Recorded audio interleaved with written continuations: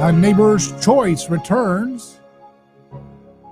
I'm David Gronowski, your host. We're soaring high across the Sunshine State, and we're challenging toxic groupthink by understanding the roots of it, understanding the roots of fake news. It goes back thousands of years, folks, to the patterns of mythology, human mythology, always trying to justify violence, always trying to justify one more ounce of power for desperate, pathetic, would-be despots.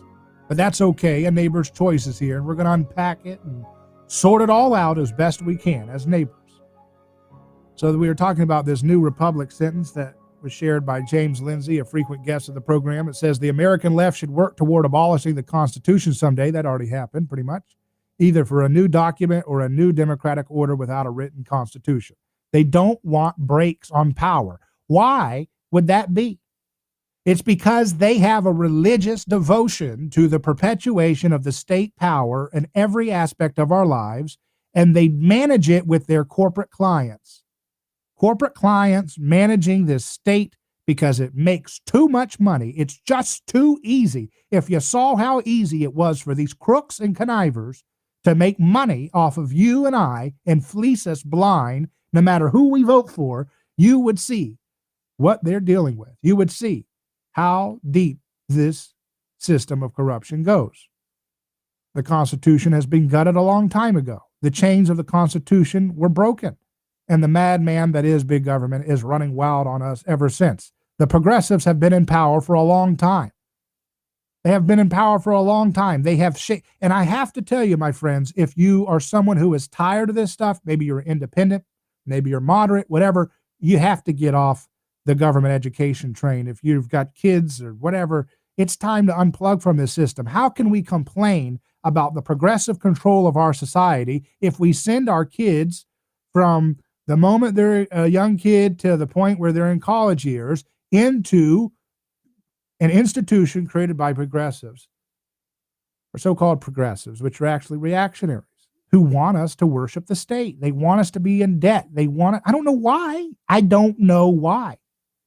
They have a utopian worship of state power. But this is something that has happened for thousands of years. But now it's in the image of a messianic savior.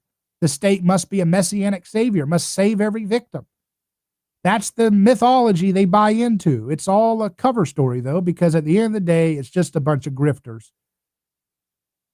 Like Hunter Biden and Joe Biden, and what these folks do, they just loot the public. They loot the public of every country that they have to deal with. And they loot our public the most. And now we're in a society today where you can't even link to the facts of the matter without being blocked off of the digital town squares that we live in today on Twitter and so forth. And it's just, to me, the contrast is clear. We have to get back to a society that believes in itself. I watch these clowns like Kamala Harris. They run around on stage with masks, and they have their staff clean and, wash down the podium before she speaks. And they've got all the little lemmings all in their cars, scared out of their mind to even breathe in fresh air. How pathetic and sad. And she comes up there and dances as she's spent her life locking up poor people and people of color and all kinds of different people. Because it's not about income. It's about human life. And I'm not going to partition people based on some externality like their wealth or their zip code or their ethnicity or their gender or their race. But they want to do it. And so I like to let people know that these fools that come wrapped in the air of light and the air of superiority, they come around, they dance, and they get Hollywood celebrities that tell you to go in your house and watch Netflix and HBO and Showtime till kingdom come.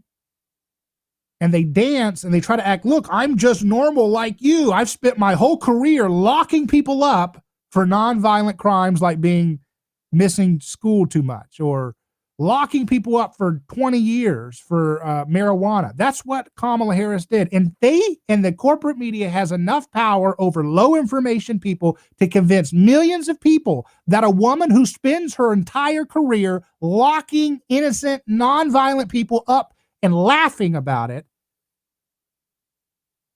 They're going to go vote for this woman as their hero, as their savior. That is the power, the dark power of the TV party. The corporate press. They have a deep, dark power over people. And the Republican establishment, the conservative Inc., is pathetic. It's not even a real contender to power. But you look at this left and the TV power, and they can convince people that a blatant crooked cop who spends her entire career locking people up in perpetuity, laughing as she puts cameras on Cherie Peoples as she comes out paraded in front of the media for her daughter missing too many days of school. And they have the ability, like a parlor trick, to convince low information mobs by the millions that Kamala Harris and a man who's been in power for half a century represent their change agents. How pathetic have we become? But what do you expect? You have had progressives running education for so long in universities and primary, elementary school. They have nowhere to go, the folks do, but to turn to people who have been in the halls of power all along. Tell us what to think, they say. Tell us what to eat. Tell us what to do. Tell us what medicine to do. Stay in our cars. Hide. Hide ourselves from viruses. Can't even be afraid of any of the normal immune system building contexts that are necessary for a functioning immune system. With the left, we are facing a very bloodthirsty religion that demands a fake mercy. And it demands that fake mercy via sacrifice of people's lives, of people's freedom, and sacrificing people's joy to fear. That's what you get with the modern mainstream left. I don't know why this ideology has become what it is, but it is what it is, and it's been in power and manifesting in different ways for a long, long time. And ultimately, the agenda is to create a kind of Tower of Babel in which the state can maintain cradle-to-grave control over our lives, surveil us, eliminate anybody from dissent, keep us all fat and happy eating garbage, goop, fake meat products, sitting in there watching these Netflix programs. All they do is divide us by gender and race. They never tell the true history. They never tell the true history. And who's their loyal opposition? You got Conservative Inc. Who's the team that will face this monolithic scourge on the battlefield of history? It's this Conservative Inc. It's a Republican Party filled to the brim with crooked used car salesmen at best that exists purely transactional to get their standard loot stipend for Big Soy and Big Pig and Big whatever. That's not where we're going to find our salvation. We're going to have to look a little bit more humble. We're going to look something closer to home if we're going to find liberty. It's not going to be these folks that promise us, they'll solve our problems. They don't care. They get their transactions for their establishment, big business cronies, and they do nothing to fight against this vicious modern left. So the people will have to do it ourselves. We'll have to do it through love, through mercy, and through innovation, and through cultural engagement. That's what A Neighbor's Choice is here for. We'll be back in just a moment. I'm David Gronowski. Stay tuned.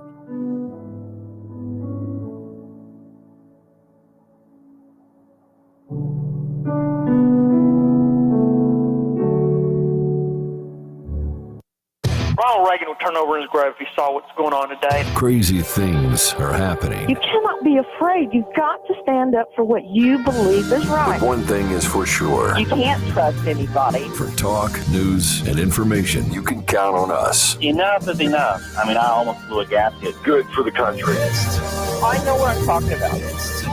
A lot of wackos out there. Your connection to talk about it. The all-new News Talk 1040 WHP. Homeland Security Acting Secretary Chad Wolf today announcing new efforts to combat human trafficking, moving to integrate resources, he says, in the Center for Countering Human Trafficking. By aggregating these resources, the center will serve as a central hub for victim support, investigative operations, intelligence and data collection and analysis, and training and outreach of law enforcement partners, civil society, and the public. The Biden campaign announcing that Joe Biden has tested negative for COVID-19. It comes ahead of Thursday's debate against President Trump. President Trump heading to Pennsylvania later for a campaign rally. The First Lady, Melania Trump, will no longer travel with him, her office spokesperson citing a, quote, lingering cough as she recovers from coronavirus. The former RNC finance co-chair and top Trump campaign fundraiser pleaded guilty today to conspiring to violate foreign lobbying laws. Under the plea deal, Elliot Brody must forfeit $6 million and faces possible prison time. I'm Michelle Franzen, ABC News.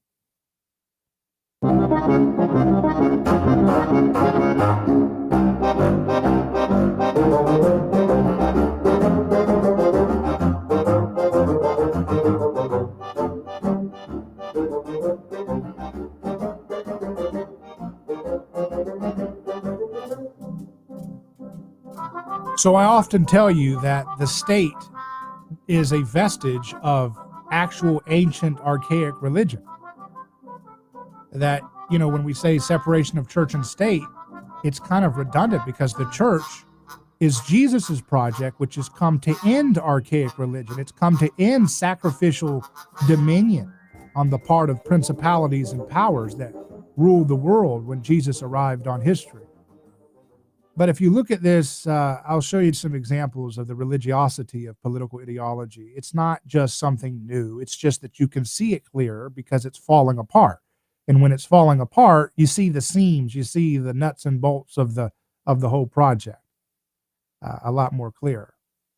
So when you look at look at this tweet by Reverend Jackie Lewis, PhD. She says, last night's communion was one of the most powerful I can remember. We offered congregants Skittles and Arizona iced tea, recalling Trayvon Martin's Last Supper before his crucifixion. And you look at that, that's a tweet that she apparently did. And then I saw another tweet. And it's just, I don't know this individual. I'm not singling them out other than just to illustrate the religiosity of people who believe in the state as their savior. She says, I must vote. It's a spiritual act. It's an act of faith to put love as an ethic inside our democracy. And I know that these individuals must have well intentions, but what's going on? Why do we have to have such religious fervor for the perpetuation of a certain view of how the state should function? So she voted.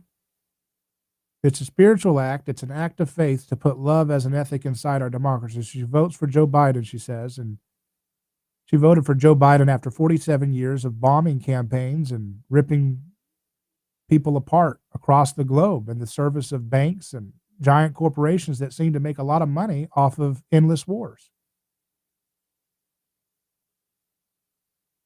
So how do you square that? How do you figure that? How do you have a situation where people really believe that they're doing some kind of spiritual act of love in voting for Joseph Biden, a man who used his office for half a century to go along with the perpetuation of bombing of people who did nothing to us, who were not a threat to us? The careless disregard of human beings en masse is an utter atrocity that we have not confronted. And millions of people, because of the effectiveness of government education and the effectiveness of their sycophantic TV media that does everything they can to cover for a socialistic type state. Because of that, we have a situation where people cannot see straight. They cannot see how twisted the reality of the state that's supposed to save us really is. 47 years, Joe Biden spent his life going along with locking people up, going along with perpetual bomb campaigns and drone strikes. It happened under Biden and Obama when they were in the White House. What did they do to Libya? They tore it apart. What did they do to Syria? They tore it apart. How can you put on a sign that says hate has no home here and then hire someone who spent half a century tearing people apart and tearing our own soldiers apart for lies? There was no self-defense reason to be involved in Libya or Syria or to stay in Afghanistan as the Obama administration did, or to drone strike U.S. citizens and their teenage sons like they did. U.S. citizens' sons, 16-year-old kids blown apart. This is not love, not hate. I'm calling the left out. I'm tired of these hypocrites. Whitewashed tombs. And this is a spiritual thing. These people, for some reason, have this desire to have a messianic state. It's the same thing that the crowd cheered for. And it's on Conservative Inc. too. But I don't think of the Conservative Inc. opposition as a serious issue to talk about. I think of them as marginally, basically just irrelevant. They do absolutely nothing to conserve anything. They do absolutely nothing. I don't see them as a real problem. I see them as token opposition. So I'm not really concerned about them culturally. They have no power. Watch their movies. The boringest, sentimentalist, cheap imitation of a Hallmark Lifetime movie you could imagine. That's the best that the Conservative Inc. can produce. It's just sad.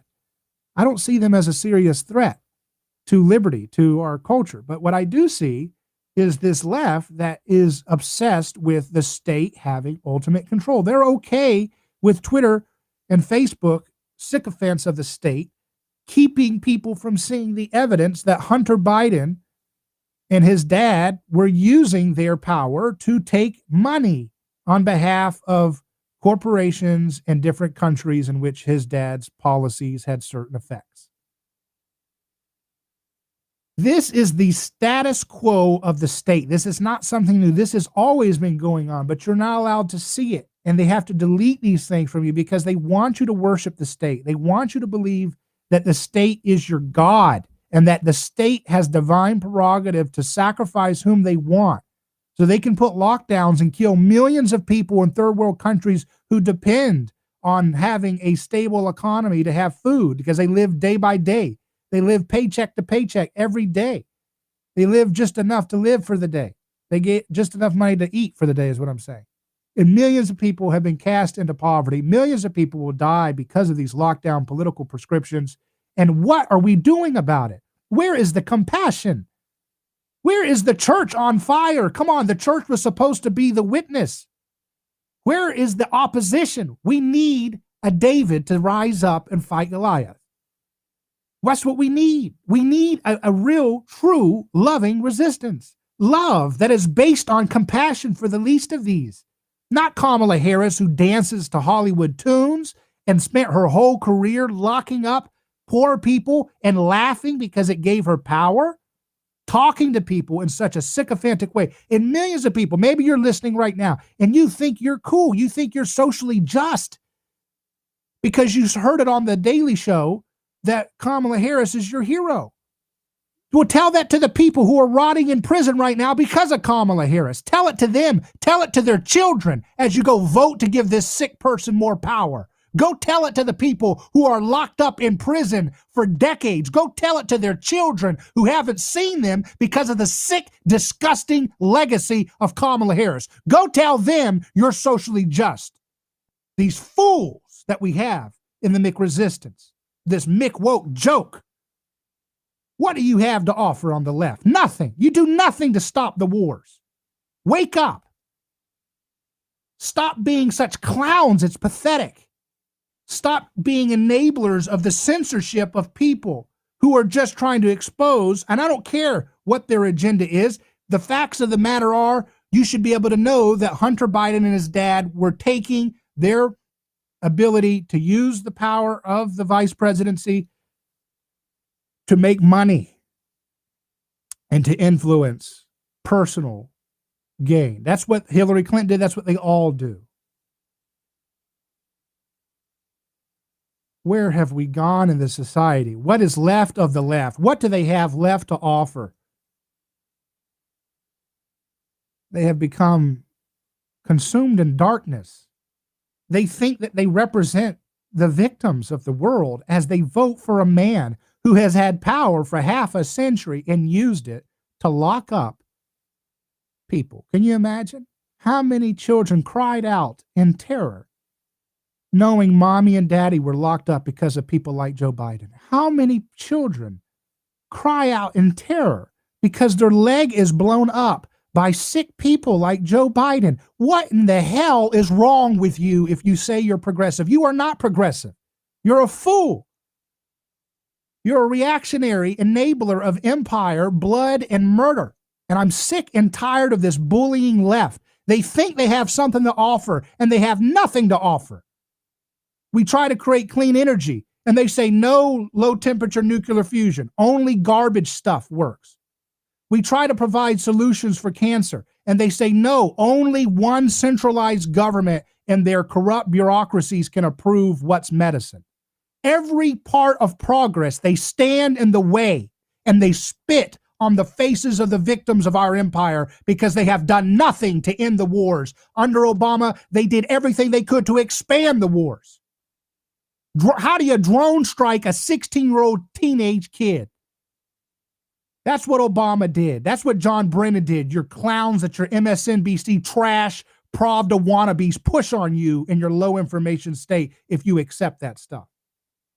Had enough of these liars bullying the public to accept their slop as some kind of change, telling us to stay in our cages, stay in our prison, to stay in our homes, be afraid of the world, be afraid of the immune. We can't even have an immune system anymore. Can't even eat a piece of steak anymore without these clowns coming up on us. Leave us the hell alone. This is America. We're allowed to eat a steak in this country. These people want to take that away from you. They want to be able to take away your right to have a life left alone. They want to surveil you. They want to eliminate your ability to tweet and Facebook and all this stuff. They want to gaslight you and make you feel ashamed of yourself for being a human being, make you hate yourself because of your gender or your race.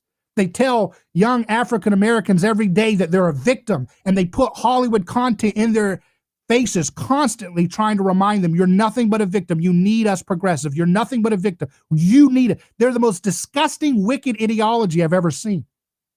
And they, everywhere they go in the world with their victim concern, their phony victim concern, all they do is spread terror and misery and suffering. And they always make a pretty penny for their corporate allies that bankroll their grand plans for redistribution of wealth and redistribution of cultural power. It's a joke. At what point where the public, at what point where the human species wake up to this pathetic, sorry ideology? I just had a great interview with Prince Ermia Selassie, the grandson of Emperor Haile Selassie. Emperor Haile Selassie of Ethiopia, he had his flaws, he had his mistakes. You can go through it, as any statist has mistakes. So, but judging by statists and people who have power over the state as Emperor Haile Selassie, he did a better job than the people who came after him, who were the socialists who promised democracy and utopia. Emperor Haile Selassie did a lot to end colonialism in Africa. He did a lot to unite African nations, to have dignity. He did a lot in the forms of creating, constitution, bicameral system of government for Ethiopia, to create innovations in agriculture. And again, I'm not saying whose team you got to be on, but what I am telling you is the left and the socialists want to act like they control African liberation understanding. They want to box people and gaslight people, but they don't want to tell you that their ideology murdered in cold blood an elderly Emperor Haile Selassie, that they rewarded a man who did a lot to end colonialism in Africa. They rewarded him with a sacrifice by killing him to their god, socialist, envy-riddled, disgusting love of state. It becomes a god to the point where they murder a king as a sacrifice, as they did to Emperor Haile Selassie. And they have the audacity to make movies on Netflix and act like the socialists have been on the side of African liberation. The history speaks a different word. History speaks that the socialists and the wannabe McWoke revolutionaries of their time in the 70s, they murdered Emperor Haile Selassie as a thank you for him liberating people from colonial rule and fighting off Italian fascism in that region. That's their record. That is their record. A hatred and a disregard for human life. But above it all stands the real master of history. And Jesus speaks a different word, and he will destroy all powers that want to use human sacrifice to have their way. He will destroy all powers and ideologies. And he doesn't destroy them by force. He doesn't destroy them by violence. He allows them to fall on the weight of their own lies. He allows them to fall on the weight of their overexertion, of their desire to control people's lives and to subjugate people for their own glory. Jesus said, power is made perfect in weakness. This is a strange power that is so alien to the modern left and the TV party. They have no idea what it means, power made perfect in weakness, but they have tried very much to imitate that, to act like they defend victims, but they don't. They hide behind flowery words, but they do nothing to actually stop the suffering of flesh and blood human beings who have been brutalized by the domestic and foreign legacy of the so-called progressive establishment in this society. Jesus said God desires mercy, not sacrifice. And the modern left says, what can we do but to sacrifice, to provide mercy via sacrifice? To provide something to the poor by sacrificing some, to provide health care by sacrificing our ability to understand how health actually works and how medicine actually works, to provide so-called clean energy by sacrificing all the opportunities to actually provide energy too cheap to meter that's pollution free. They sacrifice, and it gets them nothing, and it provides nothing that they have promised along the way. Meanwhile, the glory of the left is a bunch of clowns like Joe Biden and Kamala Harris dancing to Hollywood tunes. No copyright infringements, no lawsuits from the musicians, perfectly establishment friendly, perfectly television friendly, and they dance and they sing to your favorite Hollywood tunes as millions of voices around the world cry out in suffering because of the consequences of using the state to lock up nonviolent, victimless people and to use the state to bomb and occupy innocent people who've done nothing to harm us. And their voices cry out for justice, and their voices will be heard in the due course of history, because the master of history, Jesus, will bring all empires down who do not understand that the first shall be last and the last shall be first, and that it is better that all human beings are sacred, that we should not accept Caiaphas's line when he plotted to kill Jesus, when he said, it is better that one man die than the whole nation perish. We rebuke that failed mantra that the progressive left still wants to use to justify their desires for the world. And we ask that millions of people who have been in bondage to this wicked ideology could see clearly how it robs them of their dignity, it robs them of their compassion, it robs them of their ability to see clearly the suffering that they are enabling when they hire crooks like Biden and Kamala Harris to create suffering on a huge scale for a few greedy faces. We'll be back in just a moment, live on A Neighbor's Choice. I'm David Gronowski. Email me, hello@aneighborschoice.com. That's hello@aneighborschoice.com. Back in a moment.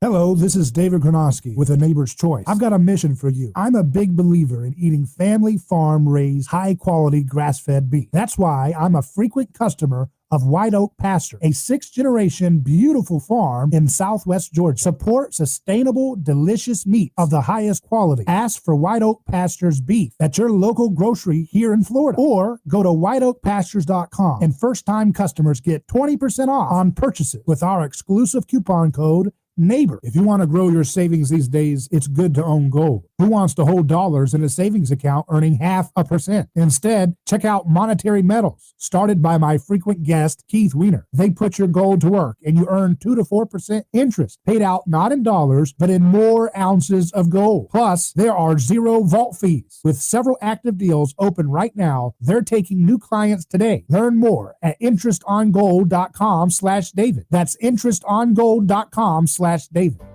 A lawsuit is not something that anyone looks forward to. It's a stressful process. There are attorneys in Tampa Bay that keep clients well informed, creating less stress. That law firm is Catania. Personal injury law is defended with full disclosure. There is no guessing game. If it's an auto accident, medical malpractice, nursing home negligence, unsafe working conditions, or motorcycle accidents, the law firm of Catania will handle the process worry-free from start to finish.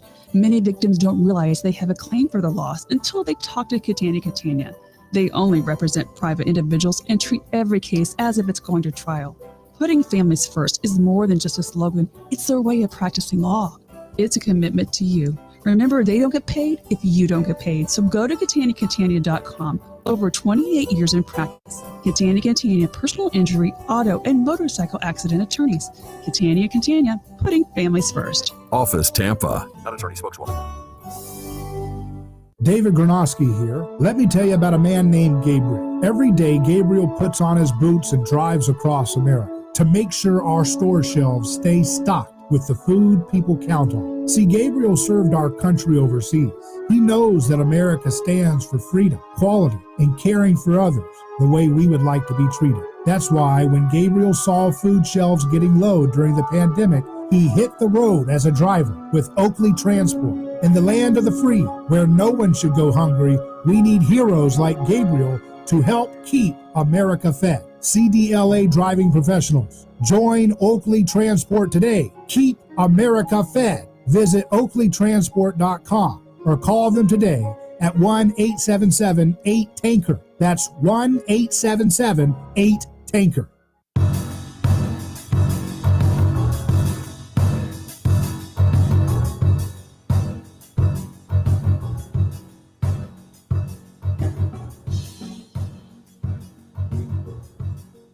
A Neighbor's Choice returns.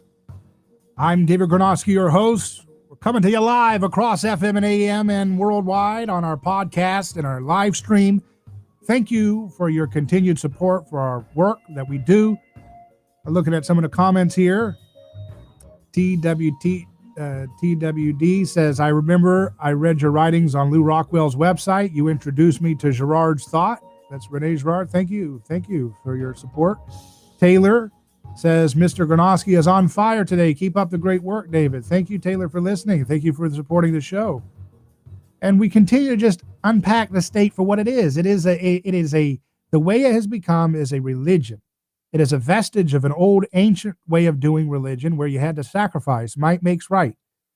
The strong can defeat the weak. But now the state has to do all of its work as if it's fighting for the weak. You know, in the old days, right, the kings would just say, hey, I don't like you. You're a loser. Off with your head, right? Nowadays, the way states maintain monopoly control over our lives is they say, hey, you're hurting a victim somehow because of your freedom, your economic freedom or your personal liberty or your free speech or your Second Amendment, whatever it is. Your freedom is hurting people. You're victimizing people by your freedom existing. Therefore, we're going to curtail your freedom to defend victims.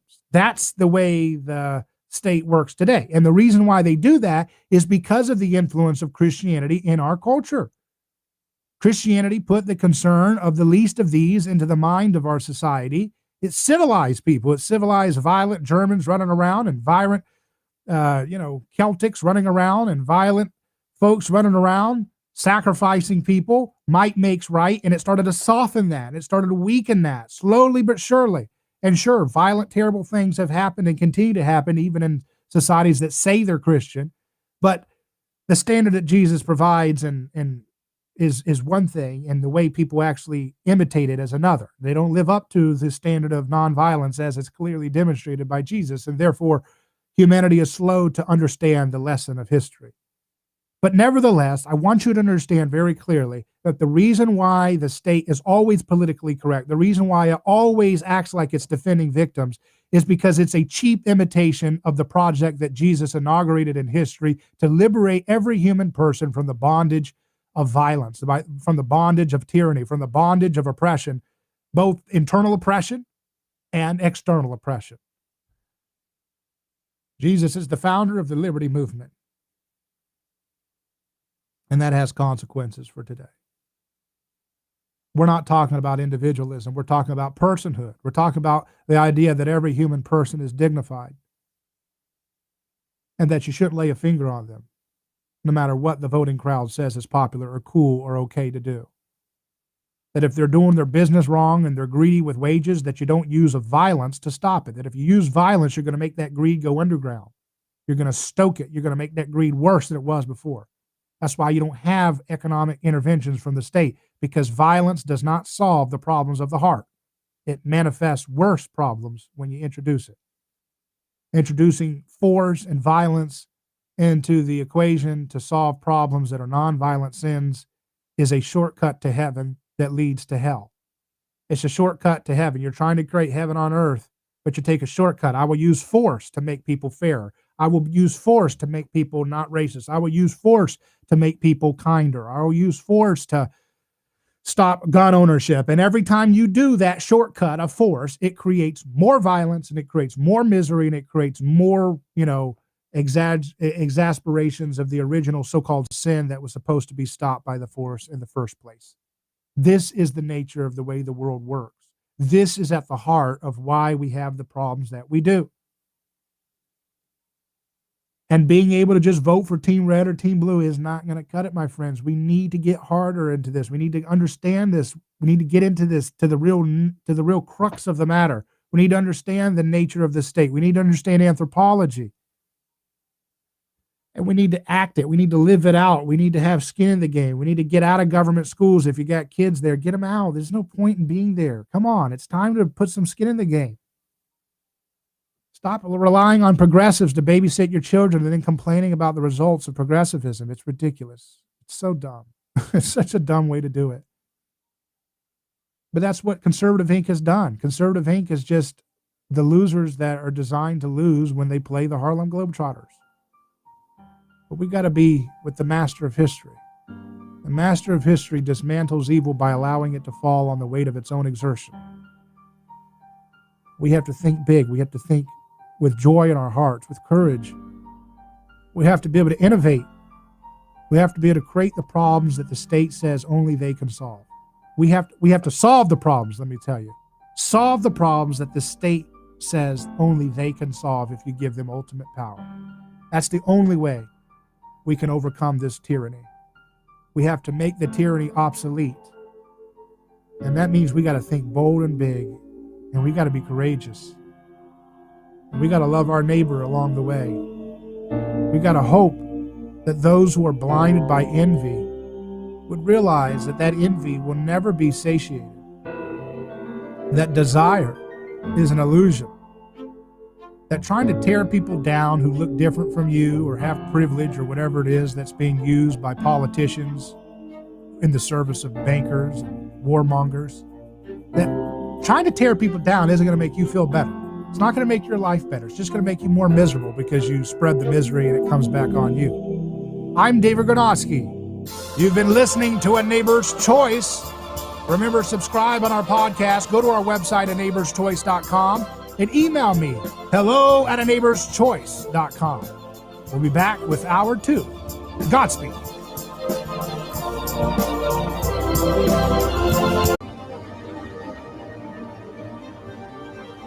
From the heart of Central Florida, you're listening to the most electrifying show in media, A Neighbor's Choice. And I'm your host, your neighbor, David Gornosky. We're so glad to have this time with you as we journey through the news, like we always do. And looks like breaking news. We've got a new Kanye West ad that's just, oh my goodness, it says vote Kanye on Kanye West's page. Let's cut the music and go to this ad right now. Let's hear what this ad's got to say. Mr. West wants the best for the American people. With the help from God, he will achieve this goal by winning the 2020 presidential election. I will be voting for Kanye West this year because America needs a leader who will actually listen to the kids. I'm voting for Kanye because I think this nation needs a strong leader with ideas, good ideas that can progress us, not liberal and conservative, but just like fact. And Kanye is that guy. I'm supporting Kanye West for president. As a young Christian, I'm proud that my vote is going towards a campaign that is faith-based and a candidate who cares about empowering the youth of America. I'm voting for Kanye West. When I think about my next president, I think about somebody who's going to help people, care about family, create jobs. These are things that Kanye West has already done. This is why I believe he will be our next president. I'm voting for Kanye. I'm voting for Kanye. Recently, I've casted my vote in favor of Mr. Kanye West. I support Kanye. I support Kanye West. Kanye West has my full support. My vote definitely goes for Kanye West. I am Kanye West, and I approve this message. Wow, what an ad. So this is so different. This is welcome to 21st century political culture. It's very interesting. And I want to have now a guest on with me to get his reaction. He is a true champion for justice. He's someone with real skin in the game. He's been on the program many times, calling in from the depths of our mass incarceration system, where it has brutalized people for nonviolent first-time offenses, victimless offenses. We have with us Craig Cecil. How you doing, Craig? I'm good, David. I'm good. As you know, as of June, I'm a lot better than I was. I'm no longer in the U.S. Penitentiary at Terre Haute, Indiana. Now I'm in the suburbs of Chicago, living in my mother's house and catching up the maintenance on her house and catching up my links with my family. But mind you, I am still a federal prisoner. A lot of people kind of forget that when they see somebody no longer sitting in the prison. As you know, there's a provision, it was part of the CARES Act that President Trump signed back on March 27th that allowed the Attorney General to release certain people from federal prison if he found that they were no threat to society and they were exceptionally vulnerable to COVID-19. I'm a first-time marijuana offender, and in 2002, I was sentenced to life imprisonment for marijuana. That's just the way our federal sentencing guidelines worked, especially back then. Because I was arrested, really not that many days after the events of September 11th. And the big narrative on the news at the time was that drug dealers are financing terrorism. Well, there I was, arrested as a business owner that serviced trucks that people used to haul marijuana with. But the Attorney General Barr, in May of this year, determined that I was no threat to society and that I was vulnerable to COVID. I'm over 60, I'm diabetic, I've got a couple other factors. And he sent me home. And really, the question that I think we all need to ask is, I'm home in Illinois, a state where recreational marijuana is legal. I've actually walked past marijuana stores since I've been home. And I kind of got to wonder if the Attorney General himself says I'm no threat to society, and there's a bunch of people like me that their analysis says are no threat to society. What are people like me and them doing in prison at all? If we're no threat to society, what reason do they have to put us in prison, I wonder? Yeah, and we're speaking with Craig Cecil, who's a friend of a Neighbor's Choice. He called in many times from the bowels of federal prison for a first-time nonviolent marijuana offense. Craig, just tell people just real quick a summary of the case that you were involved with, so people can know the background for those just learning about you. Well, I owned a towing and a truck repair company in the west suburbs of Chicago. One of my customers, I specialized in the repair of refrigerated semi-trailers, mainly ones that were owned by leasing company. Well, amongst those is I fixed trucks that were operated by a Florida company, actually out of Lakeland, Florida, right by you. And these trucks were leased, but I was an approved service center for them, and I would repair these trucks after they were used to smuggle marijuana from Mexico to the United States. They would rip the insulation out of the walls, stuff, different things in the walls or ceilings. And, my job was to service the trucks. But based on that, the federal government charged me with conspiring or agreeing with them to commit a marijuana crime.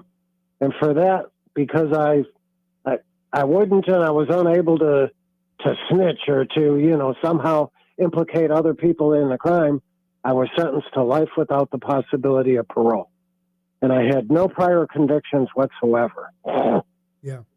And this is still happening to people out there. A lot of people talk about there's 33 states that marijuana is legal to some degree of being recreational marijuana, medical marijuana. There's some provision for people to market marijuana and to buy and use marijuana in 33 states, which covers, I believe it's 80-something% of the people in the United States. But yet, the federal government is still putting away people for life, like me. And they're paying, $50,000 to $100,000 each to keep these people in prison for life. Wow. And you kind of have to wonder, where's the wisdom of that? And why does our government keep doing it when it seems that most people are fine with, allow marijuana to be marketed and used? Yeah, and I mean, why is this still going on, I wonder? And Craig Cecil, I don't know, too much about, the science behind their logic for, I don't think they really have any science for locking people up. They just think it's what they need to do. But you think about it, I just saw this story in Smithsonian magazine that was published in June of this year. It says archaeologists identify traces of burnt cannabis in ancient Jewish shrine. And you look at it, and it says roughly 35 miles south of Jerusalem in an archaeological site in the Negev desert known as Tel Arad, archaeologists excavating an ancient Jewish shrine have found traces of burnt cannabis and frankincense on a pair of limestone altars, reports Kristen Rogers of CNN. The new research published last week in the journal Tel Aviv provides the first evidence that the substance was part of religious life in the ancient kingdom of Judah. Tel Arad contains the remains of a Canaanite city from the 3rd millennium BC, as well as Israelite fortresses from between the 10th and 6th centuries BC. That's interesting that, this government thinks that they can put people in cages for life for something that you go back thousands of years. They have evidence of it in archaeological sites in ancient Israel even. Well, what's even worse is this year there's a bigger public discussion about racial bias in the United States, or especially, about bias or racism in law enforcement. One thing we have to look at is the United States, the federal government, criminalized marijuana in 1937. And at the time, marijuana was popular along the southern Texas border amongst a largely Latino population in that area. And really that's where they were afraid of it, getting further into the United States. And of course, we all know the stories about the reefer madness tales. There was a big propaganda spree against marijuana. But the bigger thing is it became racially motivated. And the law itself shows that. A lot of laws they point to saying that it's racially motivated because it affects one race more than another or something like this. The marijuana law, you don't have to look further than the law itself to know it's racially biased. It calls the plant marijuana. Now it's marijuana spelled with an H instead of a J, but it's marijuana. That's a Spanish word. The English word for that plant is cannabis. Right. What they were targeting a Spanish-speaking population with a law that named a Spanish, word to describe cannabis. Yeah. So really, from day one, the anti-marijuana laws affected more than anybody the Latino populations along the southern border of our country. And, you know, it continues to affect minorities more than it affects anyone else. But in its roots, it was racially tilted towards a particular group of people, which our Constitution does not allow. You cannot have a bill of attainder. You cannot have a law that just, you know, applies to one person, one group, one whatever. And that's what they did with marijuana. They targeted a group of people that was the only people really using marijuana at that time in our history. Well, and they even called it by its Spanish name because it was targeting Spanish-speaking people. So, well, Craig, we know that alcohol this has been racially biased since its inception. Yeah, we know that alcohol has been a problem for people for many years, and they tried doing alcohol prohibition, and it created a violent black market, and the substances got harder. So they brought in moonshine because they had to be able to transport it with the potential of coming under fire from the government. So they had to get a smaller package with a bigger punch, right? And so they come up with moonshine, and they get people addicted to hard liquor that weren't addicted before the alcohol prohibition. I tell people all the time, you know, that, Tampa Bay, where one of the affiliates of our program right now is in, Tampa Bay had a murder rate that was like almost double what Detroit is today per capita during alcohol prohibition. When they got rid of the alcohol prohibition, the murder rate plunged. And so it's the prohibition which creates the violence and the lawlessness and the never-ending tit-for-tat gang warfare that has ravaged our society for decades. And Craig, as you know, how does it help a family if, daddy can't come home at night? That's got to turn young boys, especially if they're in poverty already, towards gangs and to anger and to acting out because they see their dad or mom torn apart, and thrown away for decades, and they don't have a dad to hug them at night. And that bitterness to the system manifests in wanton rebellion later on, which ends up becoming a cycle of poverty and incarceration, right? Oh, absolutely. And that control culture that goes behind that, of controlling a group of people or targeting, people really for no discernible reason. They just created a new prohibition out in California. They outlawed menthol cigarettes. So does that mean people are going to stop smoking them? No. What they've done is they've created a black market in California for people that'll buy and transport and sell menthol cigarettes in California outside the law. Wow. So, that's what they did with marijuana. Had they allowed marijuana to be, as it had been for the first more than 150 years of this country, it would still be fine, but as you know, by making it illegal, it created a black market. It created a number of victims that otherwise would not be victims. Because really, when you look at who is a victim of marijuana, I am. Yeah. I am, because I'm victimized by being put in prison over it, by being hurt in prison, by being treated, not very well by the Bureau of Prisons in their food and medical and things like that. My family is victims of marijuana. Why? Because I wasn't there with my paycheck, with my support, just to be a father to my two children. Where they're victims of the laws against marijuana, not the actual substance. But I understand your point. I want to give a shout out to Amy Pova of Can Do Clemency Foundation, who put you and I together and allowed you to be able to, she set it up so that you could call into the show while you were in prison and be able to, of course, we were able to publish a lot of your articles that were really big hits online. You were able to write them, type them up on an old prison typewriter and gain hundreds of thousands of new viewers to your story. So we're going to take a quick break. We're here with Craig Cecil. We're live on A Neighbor's Choice. I'm David Gornosky, your host. You can email us hello@aneighborschoice.com. If you have a question or a comment, we love to hear from you as always. That's hello@aneighborschoice.com. We'll be back with what President Trump has done in criminal justice reform with Craig Cecil, one of the recipients of that justice reform, when we continue.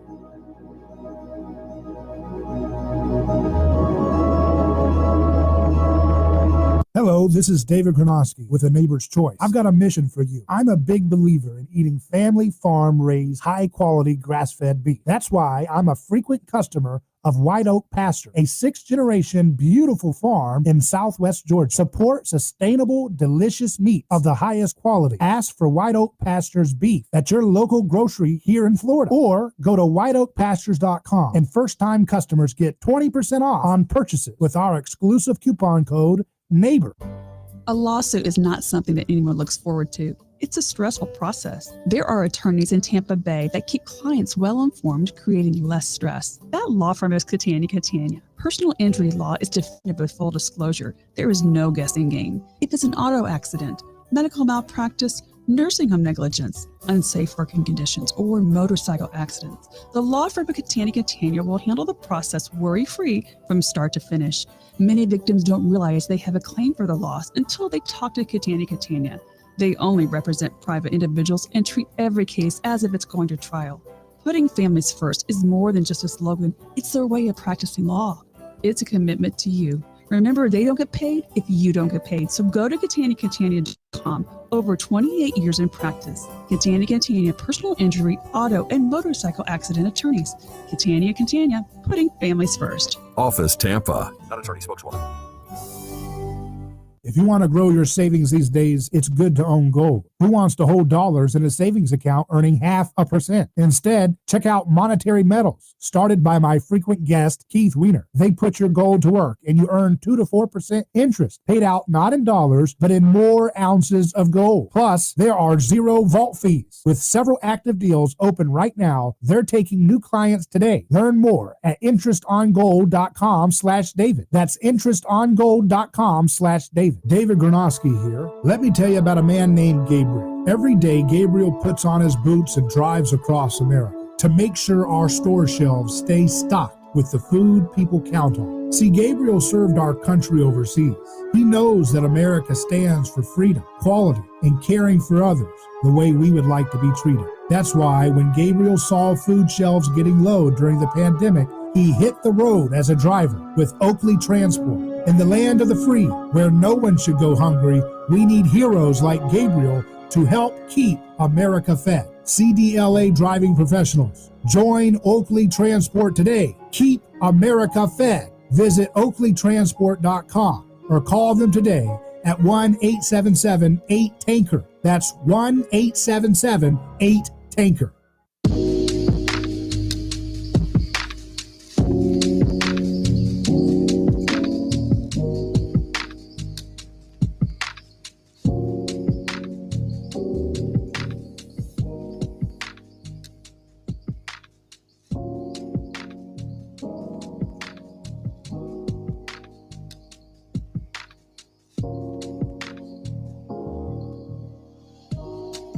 A Neighbor's Choice is live. I'm David Gronowski, your host. Our website, aneighborschoice.com, where you can listen to all of our episodes if you miss any of them. Subscribe to our podcast. Just search for David Gronowski or A Neighbor's Choice, wherever your podcast that you like is. We're also on YouTube. You can subscribe there if you can find us. They're really scared of these ideas because we challenge the old stinky status quo that they represent. And I'm here with my friend Craig Cecil, who joins us from the Chicago area. He's on, I guess it's home confinement. Is that right, Craig? Yes, I am. I'm still a federal prisoner, and I will be till, at least past 2028. But the Bureau of Prisons is allowed to, following the CARES Act, enacted at the end of March this year, they're allowed to send certain people home to serve their sentences at home. So I'm a federal prisoner, and I have to stay at home, except if the people monitoring me allow me to go, an hour here, a couple hours there, to go shopping, to go, buy food, to go get my hair cut, what they call passes. But I'm still a federal prisoner, but now I'm actually sharing my mother's house rather than the big house in Terre Haute at the United States Penitentiary at Terre Haute, Indiana. Well, I'm sure Mama's cooking's better than what you used to get, right? Oh yeah, mom's happy. Just about all the maintenance matters are now caught up in her house, and she has somebody to eat supper with. So, so mom's pretty happy. And that was the CARES Act that you got released with Bill Barr, right? He looked at your case personally. Is that what it was? Yes, it was, because these kind of releases weren't available before the CARES Act. They became newly available when they started to see, large breakouts of the COVID in the prisons.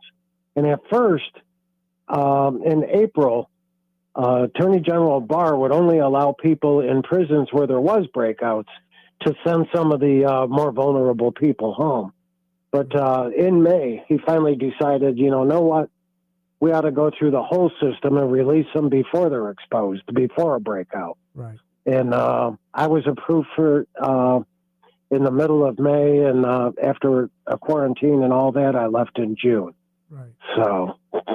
Well, we're glad to have you at least in your house, and hopefully one step closer to your full freedom, because you had a first-time nonviolent marijuana-related offense. You didn't actually, use the drug yourself, but for whatever reason, we have a lot of callousness, and I think, Craig, that's one of the reasons why our country's fallen apart, because there's nothing law and order about creating a nanny state, is there? There's nothing law and order about that. There's nothing conservative about that. There's nothing constitutional about creating a nanny state, and that's exactly what had you under its control, a nanny state, and it still does have you under control in a home confinement, right? Oh, absolutely.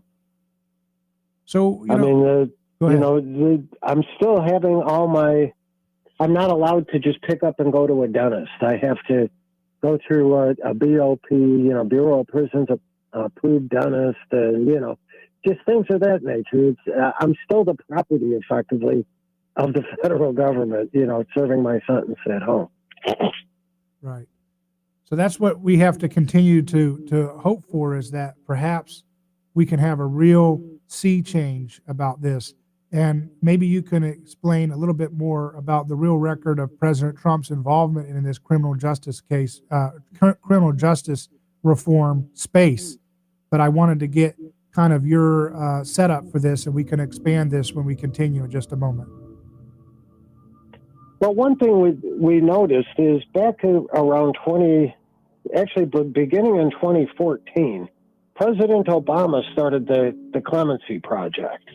Now, they talked about a goal originally of freeing 10,000 of, at the time, 215,000 federal prisoners. And they were going to sort them by people that were just serving unreasonable sentences. Craig, let's hold that thought.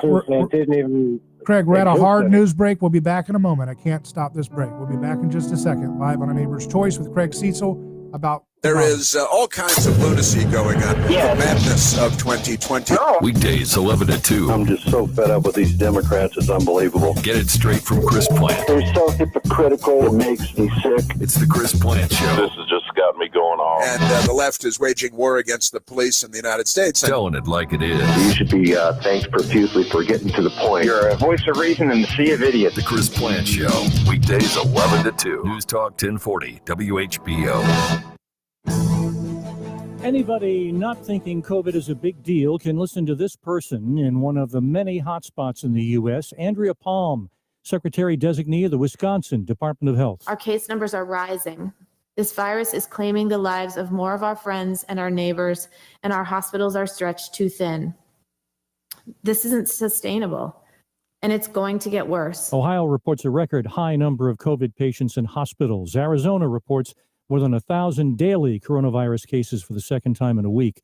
Still working on a bill to help Americans jobless and small businesses hurt by COVID. House Speaker Pelosi, Treasury Secretary Mnuchin, Senate Republican Majority Leader McConnell. We'll vote on the popular PPP loan program today and the larger $500 billion package tomorrow. The Army has briefed Vanessa Guillen's family that the investigation concluded that her death was in the line of duty, meaning that they, the family, are entitled to full benefits allowed.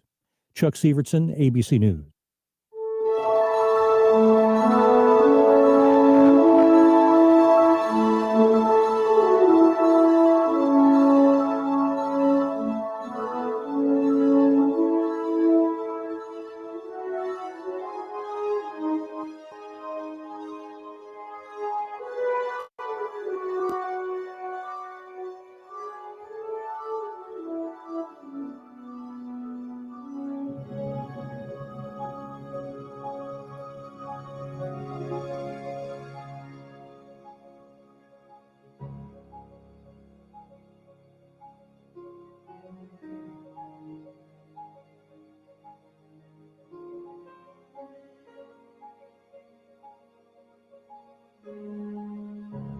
We're soaring high across Florida, the Sunshine State, challenging the toxic groupthink of our establishment media sources, what I call the TV party, with a message of liberty and a message of family-friendly, putting families first. That's what we want. You know, if you want to have a family-friendly society, you can't blame the left if you're for locking up people of every tiny little minor non-violent thing you can imagine. Because guess what, Mr. Tough Law and Order folks, guess what? It's not tough and it's not law and order. It's not constitutional. And you know what else it does? When you criminalize one non-violent victimless act, it comes back on you. So if you put people away for years for a non-violent ownership of some thing like marijuana, guess what? One day that same principle is going to apply to your AR-15, because once you give government the power to criminalize and put you in a cage for a non-violent crime, once you bear false witness against your neighbor by treating them violently when they're not violent, because what else is a cage for if not to prevent people from doing violence, right? So if you're a defrauder or hurting children, you're violent, you're assaulting people, you're trying to do that, trying to steal, murder, those are things that a cage is good for. You're keeping people away from continually harming people. But if someone's using a drug or have something like that, that's a sin, it may be, but it's not something that you use violence to stop, because once you do that, you're bearing false witness against your neighbor. Jesus said, do not resist evil with violence. Where did he stutter? Where did he stutter? Where did he make an exception clause? Where did he say, no, I didn't really mean it? He said, do not resist evil with violence. He said, those who live by the sword die by the sword. And our country has for so long lived by the sword of government intervention in a nanny state, and it's going to die by that sword if we do not repent of that, bring families together, and let go of this socialistic incarceration state that we have. We have with us someone who is a champion of some of these ideas with me, Craig Cecil, who joins us from Chicago. So, Craig, let's just build on what you were saying about the difference between President Obama and what President Trump has done in the criminal justice space. Well, President Obama, over the course of his 8 years in office, when he ran on a platform of redoing the justice system, he managed to pardon or commute or shorten the sentences of 1,927 federal prisoners. And this was, mind you, over 8 years. Now, they did pass the Fair Sentencing Act, which lowered some of the mandatory minimums sentences that applied to crack cocaine, because they just slammed especially the black community. Whereas it was shown to be, in a lot of cases, a sentence could be 100 times as long for the same amount of crack cocaine as compared to powder cocaine. And I believe it's 84% of the crack cocaine offenders are black. So it really affected blacks more than anything. Now, they changed the mandatory minimums, but it only applied going forward. It didn't apply to people already in prison. Well, as you know, President Trump took office, and he hasn't had a relationship where he defers to the Department of Justice. He challenges them left and right. If an agent says something, he just doesn't accept it as fact. You know, he looks a little further, and, you know, like most of us, he doesn't trust the government to run everything with no oversight. So one of the first things he did is, through the First Step Act, he made the crack laws retroactive. So they applied to everybody in prison serving a crack cocaine sentence. That allowed, in the first few months after the law passed, it allowed over 2,700 federal prisoners to go home, just right out the door. So 1,000 people more than Obama did in 8 years. But what it also did is it lowered the sentences of another 6,600 federal prisoners. And the First Step Act also made other changes in what they call compassionate release. Now, a federal prisoner can ask his sentencing court to release him based on, you know, that he's gotten too old, he's too infirm, he's, you know, has a condition like cancer or something that he's dying of. for all kinds of reasons, or just that the law has changed, and he's in prison for a law that really no longer applies. Now, that has allowed a little bit more, over 3,000 more federal prisoners to be released. And mind you, this isn't people convicted of violent crimes. These are people convicted of 30-year-old drug crimes. And that really, should have never received the sentence they had in the first place. In the federal system, there's actually very few, percentage-wise, there's very few violent criminals or people guilty of violent crimes in the federal prisons. Half of them are drug offenders, and then a lot of the others are, all the different federal crimes related to the possession of a firearm and what we call process, violations. Right. But if you look, already in his first less than 4 years in office, President Trump has freed almost 3 times, or actually more than 3 times as many people as President Obama did over his 8 years. And he's reduced the sentences of the 6,600 crack cocaine convicts and about 4,000 other people, where the laws have changed, has reduced their sentences. The federal prison population was about 212,000 people when President Trump took office. Right now, it's 125,000 people. They're just not arresting people for crimes that, really should be, local crimes or it should never be in federal prison. A guy that sells, marijuana on the corner of Baltimore somewhere, that should never be a man that ends up in federal prison. That's a local crime that ought to be handled by local authorities. And that change in the prosecutorial law actually took place under Jeff Sessions, and it still stands today.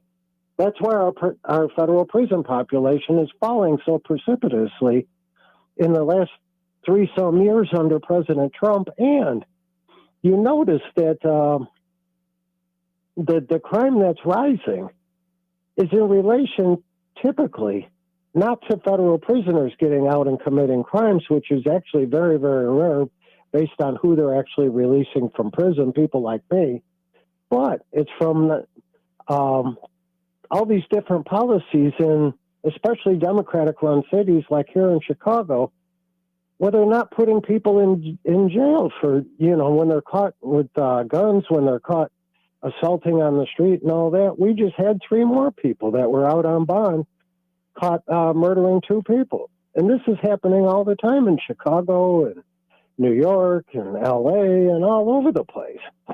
That's what's interesting, Craig, is there's smart policies of going after violent crime and violent criminals and, who we really need off the street. These Democrats are going to trying to target people based on their race or based on, popularity or, think on factors that really shouldn't have anything to do with whether they're in prison or not. So President Trump is actually, as far as criminal justice, in light of the provision in the CARES Act, which has saved the lives of a bunch of old people that would otherwise be dead in prison due to COVID, and to the retro application of the change in the crack law, mainly affects black people. He's, changed the sentence of over 9,000 black federal prisoners. So these are large scale changes, as compared to the 1,900 people that President Obama granted clemency to. There's hardly any comparison there. Yeah, there's this weird correlation, Craig, between people being soft on violent crimes and being tough on nonviolent crimes. Have you noticed that? They're soft on violent crimes. You saw that in your articles you wrote. You talked about rapists and murderers and terrorists coming and go out of prison while you stayed in there for a first-time nonviolent offense.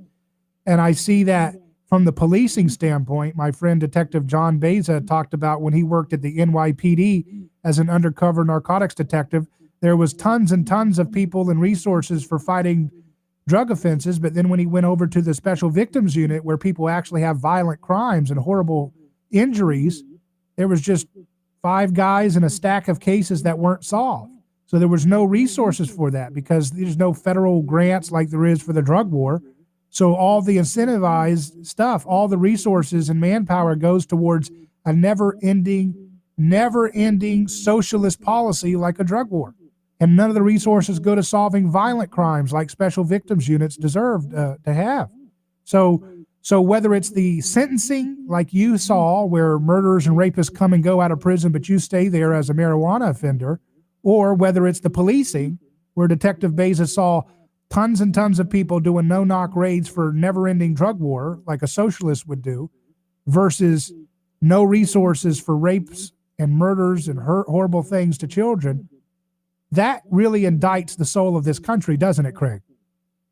Oh, absolutely. Because we look at the Breonna Taylor event. Now, they got a no-knock warrant that they executed in the middle of the night looking for somebody on a drug charge, which, mind you, that somebody was already locked up in jail, but that's besides the point. But why did they have to have such an emergency no-knock warrant in the middle of the night for somebody on a drug crime? But yet the violent crime rates are going up precipitously, and they're not transferring more people into that area or whatever. They're going after the easy, safe crimes, the marijuana, the different drug crimes. And that's where we need to look at. And we have to look at the sentencing guideline. My sentencing guideline for a marijuana charge resulted in a life sentence. That was my sentencing guideline. Had I been instead convicted of rape, my sentencing guideline would have been 33 months in prison.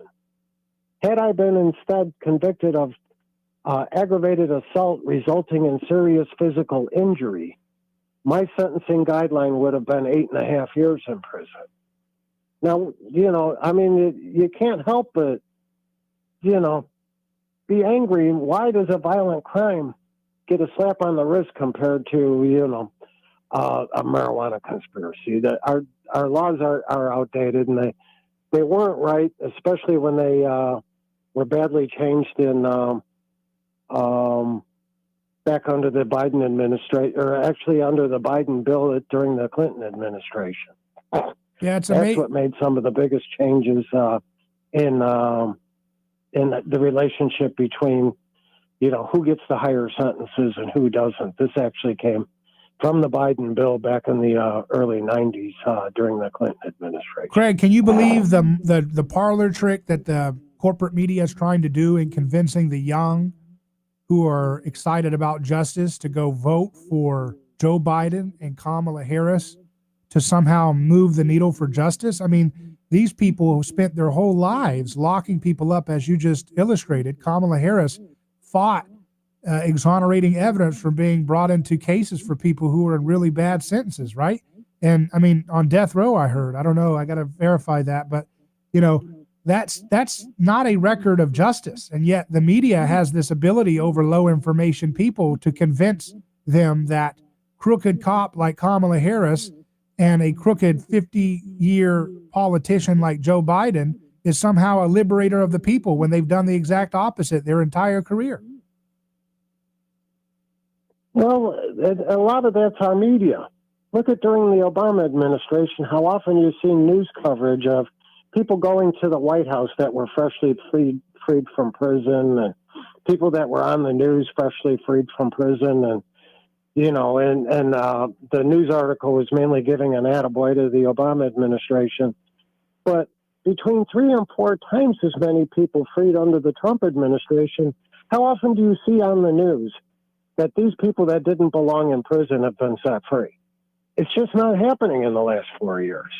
So the media is controlling that narrative. So if Trump was the big racist fascist like the media wants you to believe, why would he spend any time freeing 3 to 5 times more people than Barack Obama from prison?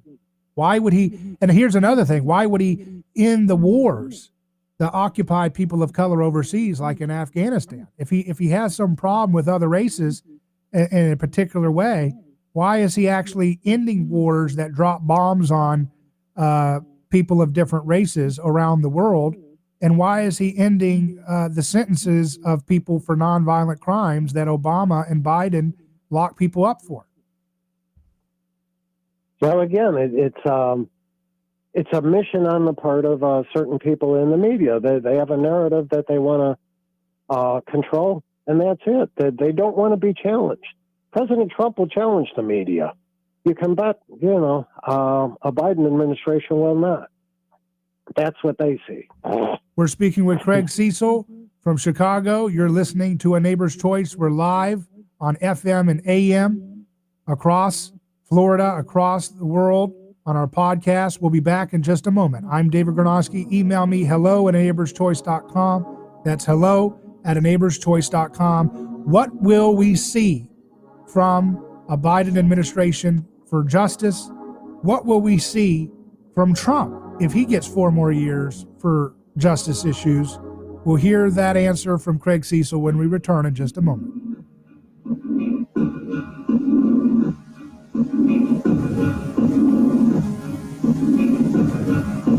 Hello, this is David Gornosky with A Neighbor's Choice. I've got a mission for you. I'm a big believer in eating family farm-raised, high-quality, grass-fed beef. That's why I'm a frequent customer of White Oak Pasture, a 6th-generation beautiful farm in Southwest Georgia. Support sustainable, delicious meat of the highest quality. Ask for White Oak Pasture's beef at your local grocery here in Florida, or go to whiteoakpastures.com, and first-time customers get 20% off on purchases with our exclusive coupon code NEIGHBOR. Looking to enhance your workout at home social distancing? There's no better way to do that than with a post-workout supplement, Fortify. It's the new all-in-one pre- and post-workout supplement. It's completely all-natural. There are no artificial flavors or sweeteners. Fortify Fit is the first of its type in the U.S. Fortify Fit combines all 10 of the latest sports nutrition ingredients in one canister. Build muscle, strength, endurance with Fortify Fit. Plus, it'll kickstart your immune system quickly, safely. Right now, you receive 25% off by using the code RADIO. Use the code RADIO to receive the 25% off discount. Fortify Fit, created and designed by board-certified Dr. Michael Lang. You know him as the radio host of Ask the Doctor. Get Fortify Fit with 2 delicious flavors, strawberry watermelon and fruit punch. Amazing results when using pre- and post-workouts. Fortify Fit. Available at fortified.com. That's FORTIFEYE.com. Remember the EYE in Fortify. Dr. Michael Lang's Fortify Fit with 2 delicious flavors, keeping America fit and healthy during this time of precautionary change.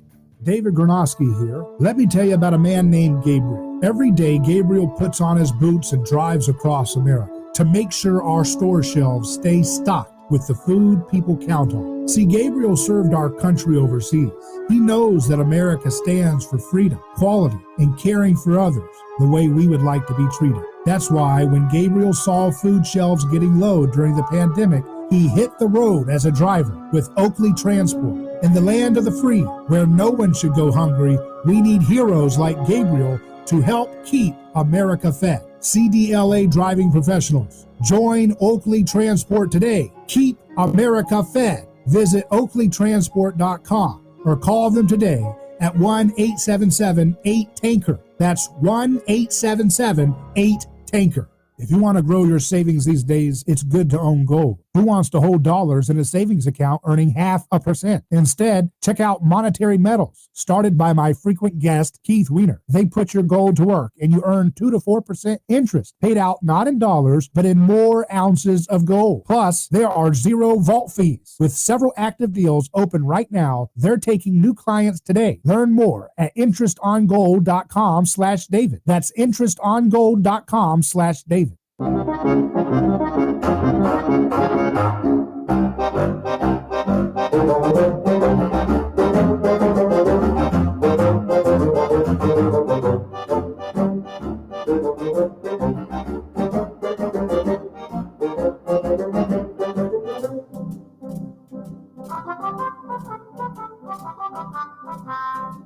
So many people in the media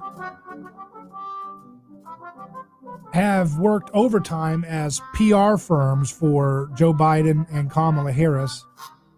They want perpetual war, and that's what they're going to get with Biden and Harris. They want endless wars. They want regime change in Syria. It makes too much money, and they love doing that. They want surveillance to go unchecked of political enemies, and they'll get that with Biden and Harris. And another thing that is a parlor trick they're doing is they're convincing low information people that 2 individuals like Joe Biden and Kamala Harris, who've done nothing but brutalize poor people with mass incarceration their entire political careers, they've somehow branded them as liberators of people in harm's way of corrupt laws. And my guest tonight with me, Craig Cecil, joins us from Chicago and is a living testament that that is just a flat out lie from the myth. That actually, that's a myth of the by the TV press. That it's actually President Trump. And I've got a lot of criticism that I can levy, but when it comes to justice, President Trump has done way more than Obama did, or Bill Clinton or Bush or any of them, hasn't he? Oh, that's beyond a doubt, and what he's done is he started from an ideology is I want to correct sentences that don't fit the crime. That's been his criteria all the way through. That why are some people getting half the sentence for crack cocaine than people that are in prison? No. He helped push through the First Step Act that made it so that law applied retroactively to everybody in prison. He tried to make our laws, our justice system more just. Right. And if you look, the Democrats just here recently have shown how they take the lead on criminal justice.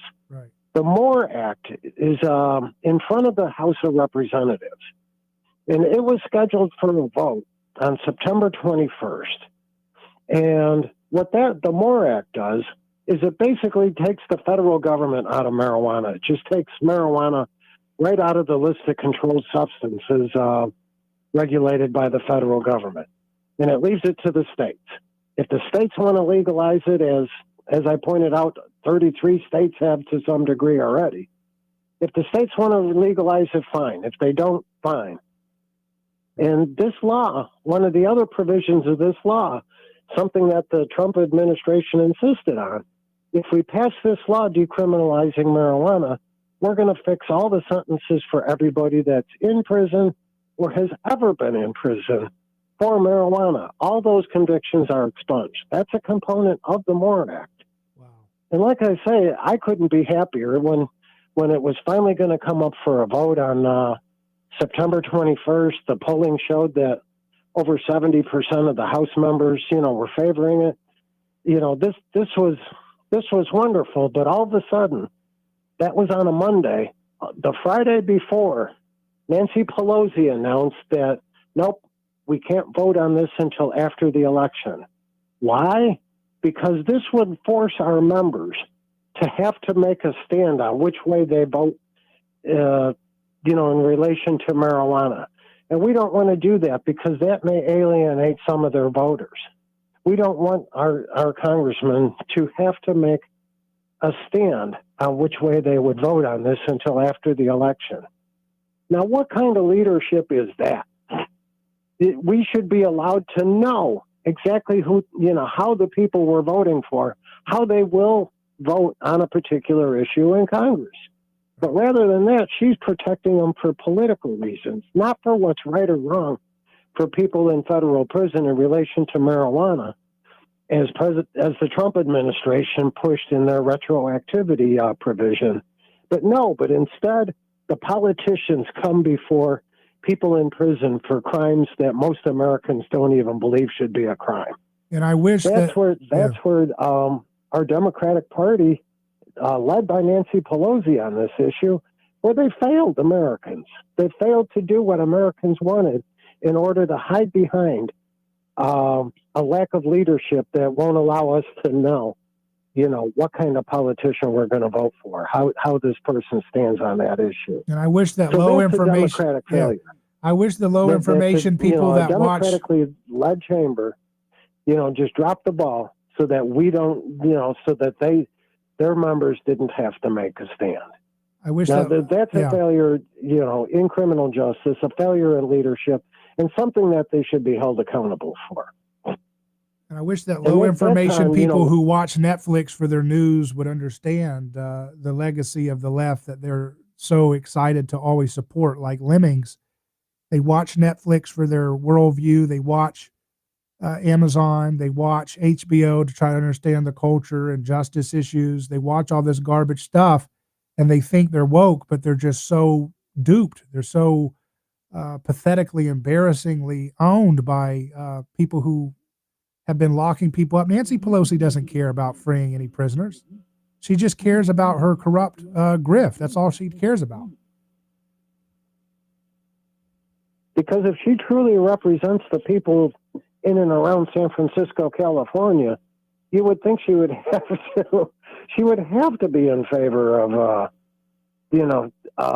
the federal government descheduling marijuana, so that the people that are legal under California law, that her California constituents voted for, that they would be able to, traffic in marijuana under their state laws without fear of being penalized by the feds, that under which it's still illegal. We still hear of all kinds of cases in Colorado and Washington of marijuana stores being arrested and people put away for, some of them for life sentences, because they operated a marijuana dispensary which was legal and licensed under state law. And now that's a problem in our system that she had the solution to right in her hands, right in the MORE Act, right in front of her, and the votes were already lined up. But now she caved to politics. She caved to, wanting to make sure that she could hold her majority in that chamber, that her people wouldn't be held responsible for the way they vote. Now that's just wrong. Well, Craig, it's always a pleasure to talk to you, and we're going to continue to have you on, and you're welcome anytime to join the program. I always appreciate your commentary on the news, and I think your voice is very important. I think you've reached a lot of people, and you've served a lot of unnecessary time, but you're getting closer and closer to your freedom like you deserve. So thank you for your good attitude and your good role model for being gracious and positive under fire. That's a good influence for a lot of people. We need to see more of that. So thanks for joining us, Craig. Well, thank you, and to your audience for hearing me out. Thank you. Well, very good. Folks, that's a wrap for A Neighbor's Choice. Email me hello@aneighborschoice.com. Godspeed.